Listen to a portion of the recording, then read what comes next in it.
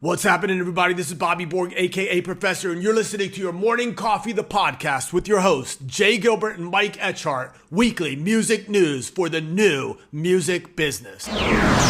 From Kristen Robinson at Billboard, Luminate Mid-Year Report 2026. R&B hip-hop falls, dance rises, CDs surge 16%, and more. And from Mandy DeLugdug at Music Business Worldwide, Suno scraped YouTube, Deezer to train AI. Hacked code reveals, potentially strengthening UMG and Sony's legal case. And from our friend Austin Staubus, Spotify's editorial playlists look enormous, but they're shrinking. And from Olivia Shalhoop over at Forbes, your catalog might be your best marketing asset. Here's how to use it. All right, Jay, we've got so much to cover. It's episode 311, and we're going to start the show right about now.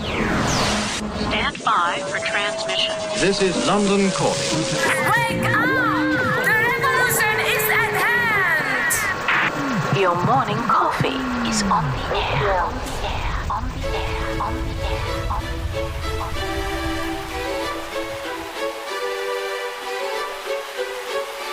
Standing by.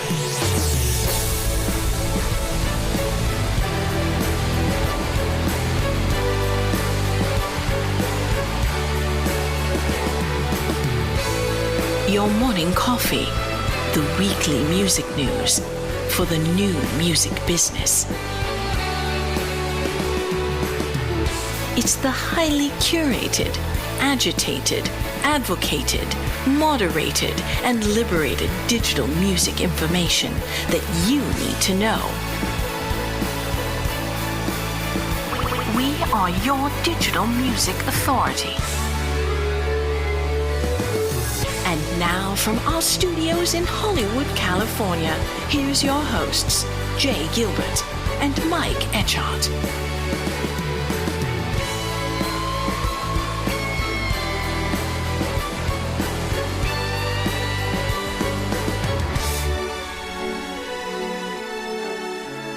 Jay, it is good to see you on what is a lovely day here in Southern California. It's a little cooler than it's been. Yeah, it's been super hot here lately.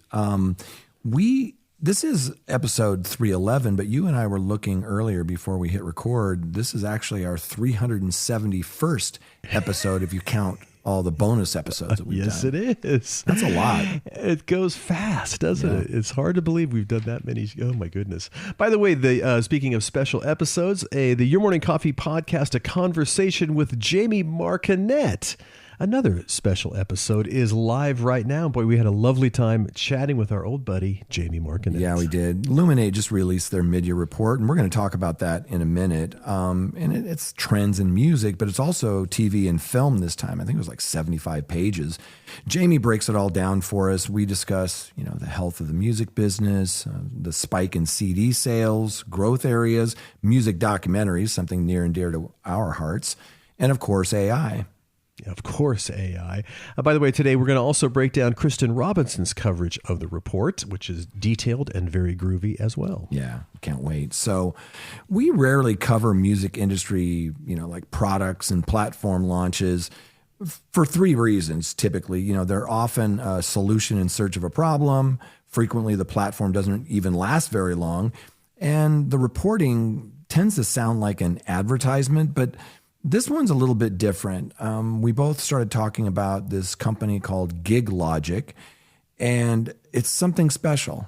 Yes, it is. Well, Gig Logic was launched in June of 2026, just last month, a gig intelligence platform founded by touring musicians Craig Meyer and Gary Arbuthnot that helps performers calculate real take-home profit, that's after travel, lodging, crew, commissions, and taxes, before actually accepting a gig. Yeah, I spoke to the co-founder, Craig Meyer, this week. Let's listen in.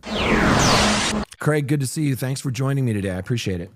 Great to be here, Jay. Appreciate what you guys do. I've been spending a little bit of time with Gig Logic. So before we jump in, for those with no prior knowledge, tell us a little bit about what Gig Logic is. Gig Logic is your tour profit calculator, your gig calculator.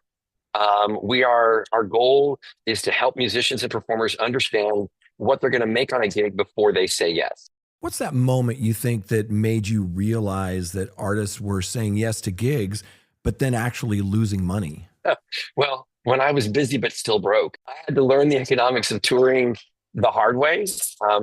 Early on, did a lot of guessing and found out that gig guesswork doesn't lead to a sustainable career. I took those lessons, built them into Gig Logic, and our hope is that other artists can benefit from what I've learned without having to take the bad gigs that leave you with little or nothing to show for them. Okay, I'm a touring artist. Walk me through what happens when I plug a gig offer into Gig Logic. Gig Logic shows you the real economics of your gig. You open a gig check, enter the offer, and add your expenses. In seconds, you see a projected take-home pay, your take-home percentage, and a simple status: proceed, review, reconsider. Our goal is simple: help artists reach that 35% take-home target whenever possible. What's the biggest blind spot that you see artists have when they're looking at their own touring costs? Passion. We're taught to perform. We're taught to get paid. We're not always taught to understand the business behind a gig. Having clarity before you say yes gives you the opportunity to negotiate with confidence based on data, not on gut instinct. And remember, the paycheck is not the profit. So who is Gig Logic built for? Is this for, singer-songwriters, new developing, middle-class artists, superstar artists? Who's the platform built for? Yes, all of the above. The Gig Logic system works for all of them, whether you're a solo performer or with a full touring crew, new acts, seasoned pros. We've designed it to be a simple and immediate way to see the impact now. It's a format that gives you the data you need in just a few clicks. Craig, can artists go back in retroactively after a run and take a look at their dates? Of course, we actually encourage people who are new to the platform to do that, to see what they've actually made on a gig. In our touring tier, you have the ability to take individual gigs and link them up into a tour. So you can see the overall value of the tour. It will tell you what your highest margin show is and what your lowest margin show is. There's a settlement and merch sheet within the platform as well. So you can see how that affects everything. In the touring tier, you can add in back-end door deals. In the Headliner, there'll be a place to put in VIP tickets. And also then when we launch Headliner, you'll be able to go in and put take your projected and your actuals and actually see what the differences are. And then eventually there'll be an AI layer that will help you look at it and go, you tend to underestimate what your travel costs are going to be, or you overestimate this, or you're not looking at this. And again, we're not telling people what to do, but if you have information, data, then you have clarity, and you can choose from clarity rather than fear or gut instinct. So where can our listeners learn more about Gig Logic and get in and kick the tires? You can find us at giglogic.com and all the social media sites everywhere at Gig Logic. Go in, create a free account, check a few gigs, and see what you'll actually make before you say yes. Craig, best of luck to you. Thanks. Very interesting and very cool. And as you mentioned, very helpful and useful for anybody who's kind of planning dates and things like that. So yeah. Very cool. You can look at your tour and it'll tell you, you might not want to play this date. You're going to lose X amount of dollars by doing that. You may want to route a different way. Anyway, it's not a solution in search of a problem. It's a solution to a problem. So yes. Well done, guys. Yeah.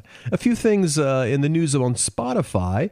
This one is from Aisha Malik over at TechCrunch. Spotify expands parent managed accounts to users on its free tier. Yeah, so this is what it does. Managed accounts give kids their own login, personalized recommendations, playlists, the usual, right?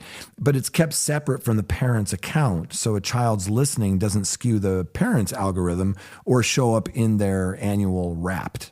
Yeah, well, there was a time when I was paying attention to that stuff, but our kids are now older and we don't even bother with that anymore. There you go. But very, very interesting.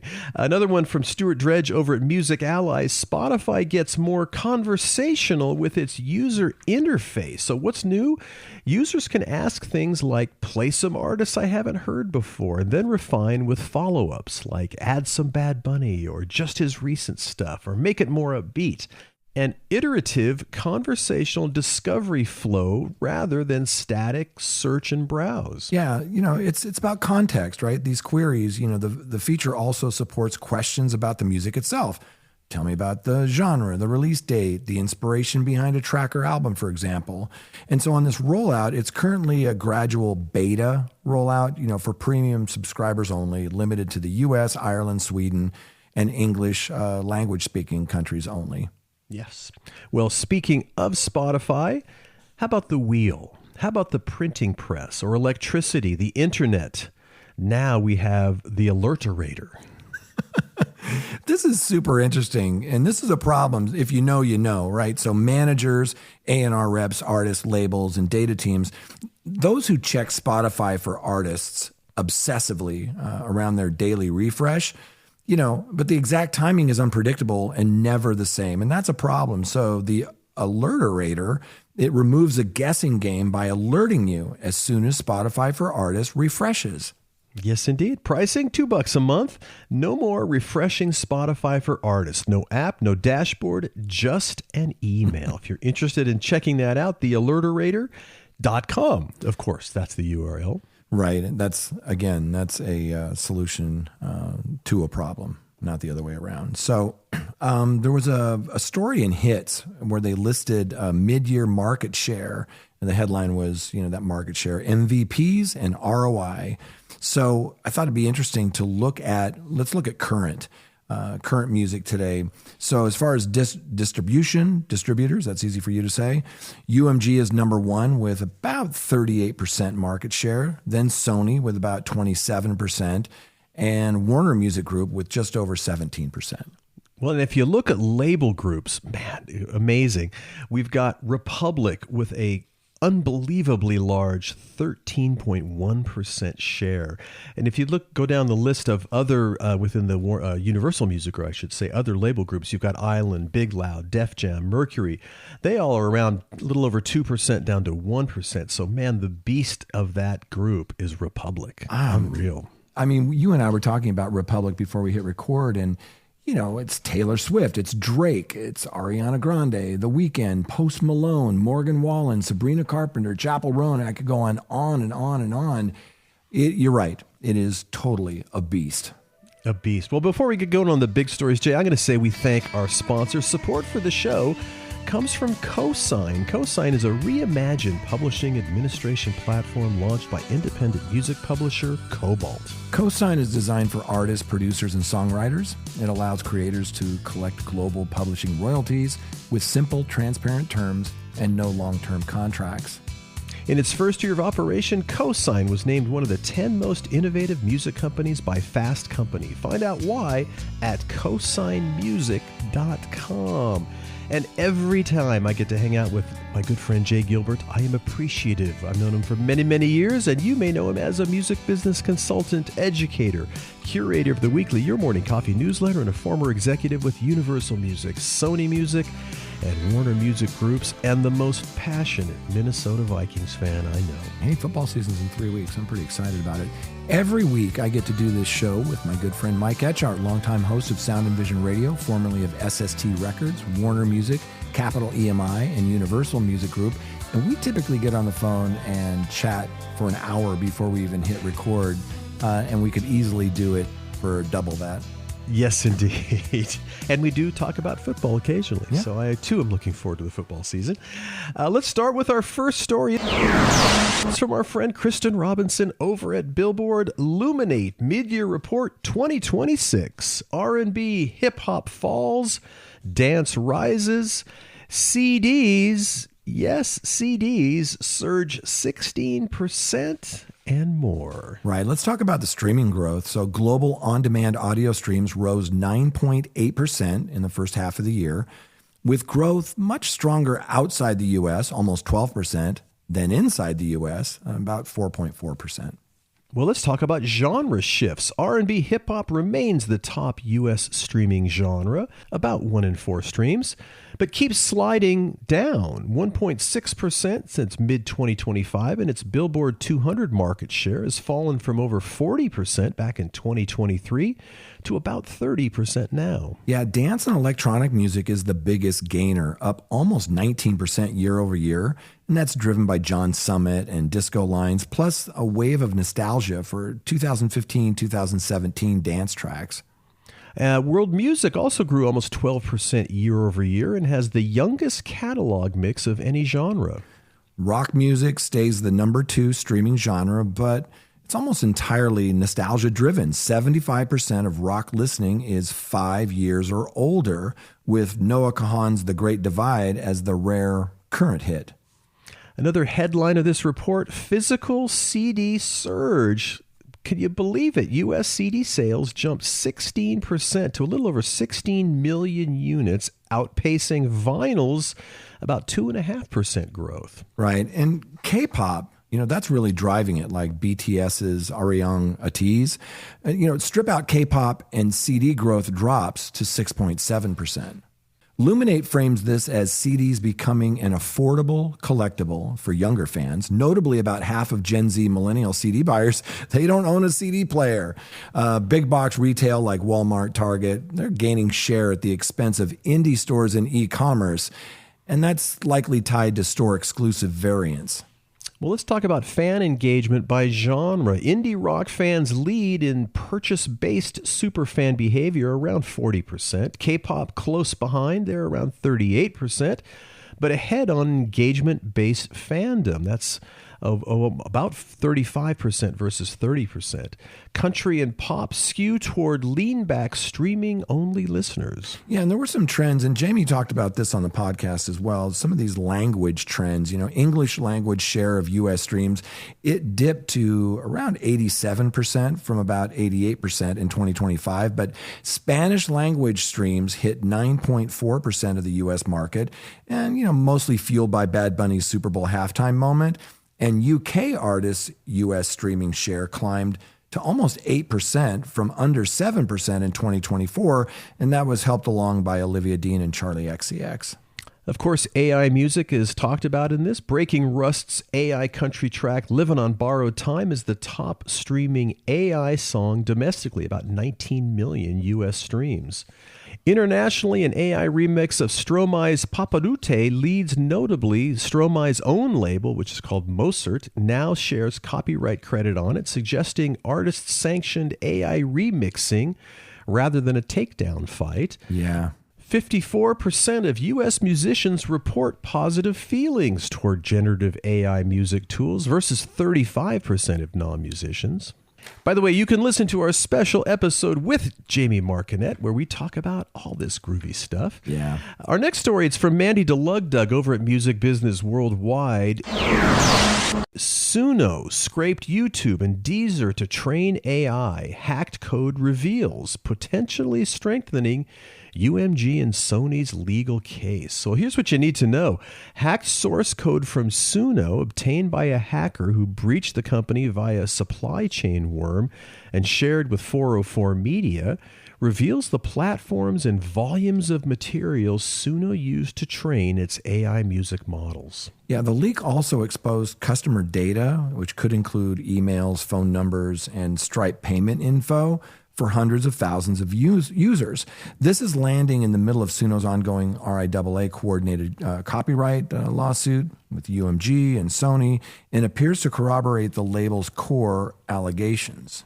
Right. Well, here's some key data points from the hack. First of all, sources named. Let's talk about YouTube, Music, Deezer, and others.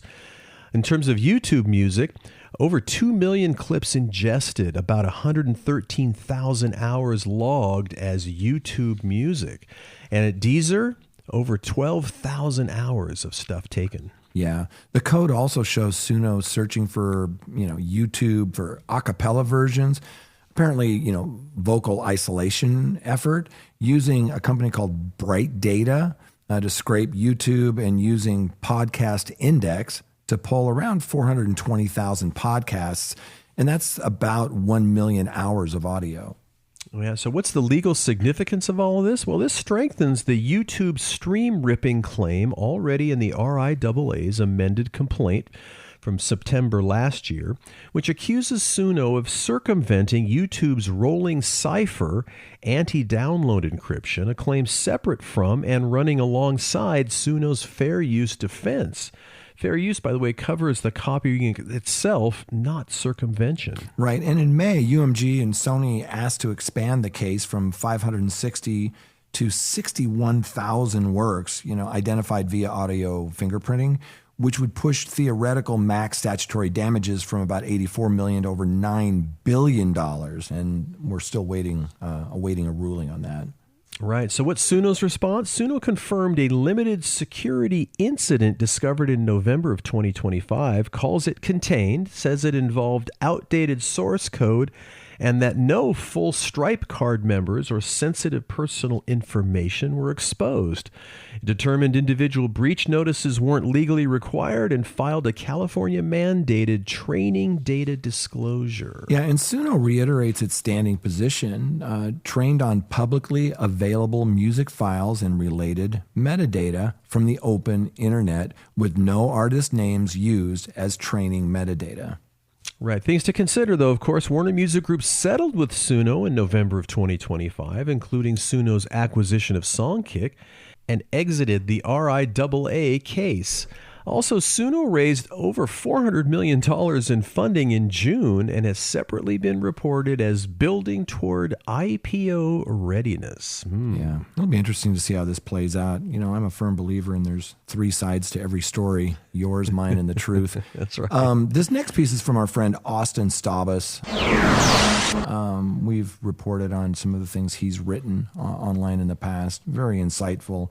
The headline, Spotify's editorial playlists look enormous, but they're shrinking. So here's sort of what you need to know about this. Several of Spotify's flagship editorial playlists, like today's top hits, Rap Caviar, Viva Latino, and Mint, have been quietly losing followers over the past 90 days, despite still commanding massive total audiences. Austin Staubus pulled follower trend charts, via artist tools, using Spotify's public API, showing a consistent downward slope across all four of those playlists. Well, his article argues that while these playlists' huge totals reflect years of prominent placement and marketing, few in the industry actually track the trend lines. Most assume the audiences keep growing.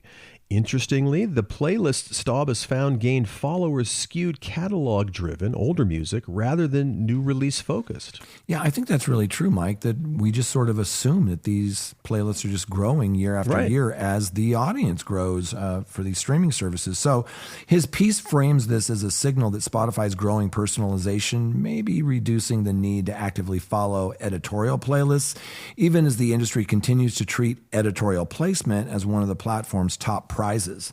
Right. Well, here's what you need to know a little bit more about the article. The trend, not the total, is the story. Raw follower counts on Rap Caviar, today's top hits, Viva Latino, and Mint remain huge, but all four show a declining trajectory over the last 90 days, a pattern easy to miss if you only look at headline numbers. Yeah, and personalization may be eating editorial's role as Spotify leans further into algorithmic personalized surfaces, Discover Weekly style feeds, home recommendations. Passively following a curated playlist may be becoming less necessary for listeners, even if consumption isn't declining. Another important point, catalog beats new releases in the winning playlists. The editorial playlist the author saw actually gaining followers tended to feature older catalog music, not new releases, a potentially useful signal for release strategy and pitching decisions. Yeah, and the next point is that placement does not equal durable fandom. The piece's core warning for artists and teams: a playlist ad can produce a real streaming surge without building a lasting audience relationship. Amen. Since that traffic is borrowed and programmed rather than actively sought out. And the last point, distribution is framed as the real moat. The closing argument here is that as editorial and algorithmic surfaces get more personalized and less predictable, control over distribution rather than dependence on playlist placement becomes the more durable asset. Interesting observations for sure. Yeah, very well done. Our next piece is from Olivia Shalhoub from Forbes. The headline is, "Your catalog might be your best marketing asset. Here's how to use it." The article argues that record labels and artist teams are increasingly treating back catalogs as active marketing tools rather than dormant archives. Drawing on interviews with marketing executives at M Theory and United Masters, plus several recent case studies, the piece lays out 5 recurring strategies for keeping older music commercially and culturally alive. Right, so here's what you need to know. Catalog as launchpad, not just library. M Theory's Caroline Halloran frames older material as a way to warm up an audience before a new release, resurfacing a song to reawaken lapsed listeners right ahead of a new era. Gracie Abrams' team did this with a Good Riddance deep cut that had organically resurged on TikTok, using it as a bridge into the Secret of Us rollout. Right. This next point, reframe old songs for the current cultural moment. United Masters' Monique Mendoza points out to sustained content pushes, fan content, visualizers, ongoing promotion, as a way to give catalog tracks new entry points. SZA's Snooze is the example, an album cut that wasn't an initial single but earned a Grammy nod a year after SOS dropped purely through continued push.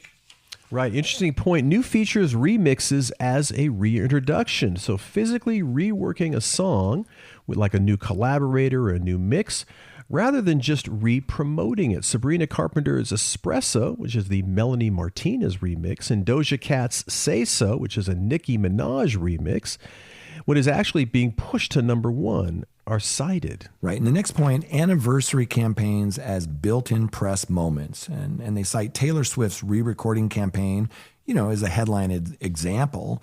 Each Taylor's version created a predictable recurring news cycle.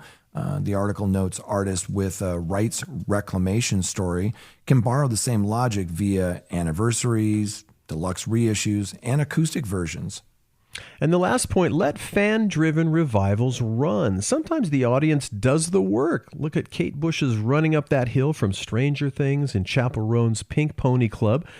2 years of TikTok circulation, both broke through organically. The lesson for teams? Be positioned to capitalize fast rather than treat it as a fluke. Yeah, and finally, the bigger thesis here is the artists getting most catalog value aren't necessarily making the most new content. They're just treating everything already released as still in play rather than filed away as finished. Well done.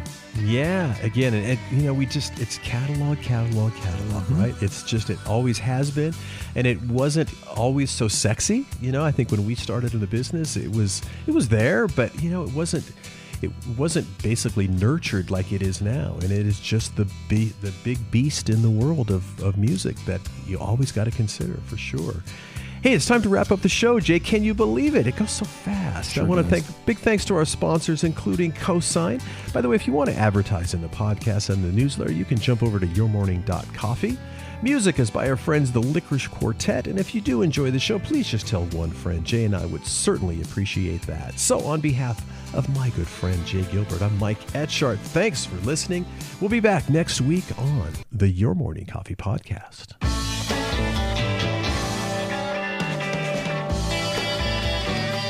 You've been listening to Your Morning Coffee, the weekly music news program for the new music business. Join Jay Gilbert and Mike Etchart next time for the digital music news you need to know.